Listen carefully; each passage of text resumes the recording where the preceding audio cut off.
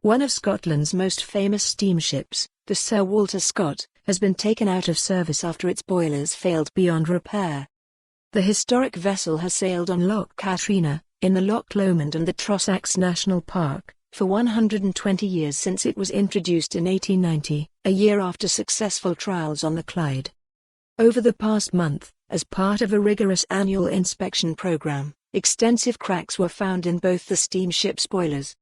After specialist surveys, trustees responsible for the steamship have concluded that the boilers are beyond repair, and the iconic vessel will not sail this season. Sir Walter Scott Steamship Ltd Manager Director Gordon Allan said yesterday, "This is a major setback as we were looking forward to a special anniversary year celebrating 120 years of the steamship sailing. This follows on from a downturn in business linked to major landslides on the loch side last August, and we were well on the road to recovery with the prospects of a bumper season ahead."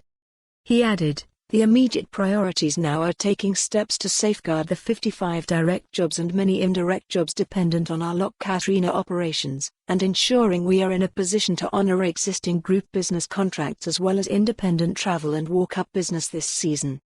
We are fortunate that we have other boats available, so I am confident with the goodwill of the general public and the commitment and enthusiasm of our staff we should be able to continue to trade successfully and offer a high-quality visitor experience while we consider ways to bring the Sir Walter Scott steamship back into service as quickly as possible."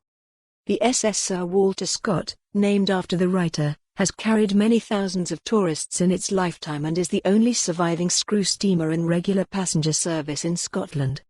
James Fraser, CEO and a trustee of the Steamship Trust, said, "Our trustees are determined to ensure the historic steamship, which is an important and unique Scottish heritage asset, continues to have a future operating on Loch Katrine, and immediate steps have been taken to explore costed options to bring the steamship back into service, which are both realistic and sustainable.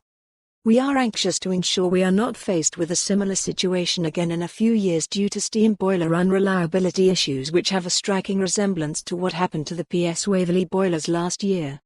Once we have more details on future options, the likely costs and our funding strategy, which may well include a public funding appeal, we will issue an update, but in the meantime we would urge members of the public to support our existing operation by visiting Loch Katrine, which continues to be a very special destination in the heart of the Loch Lomond and the Trossachs National Park. For more on this story, visit the news article link.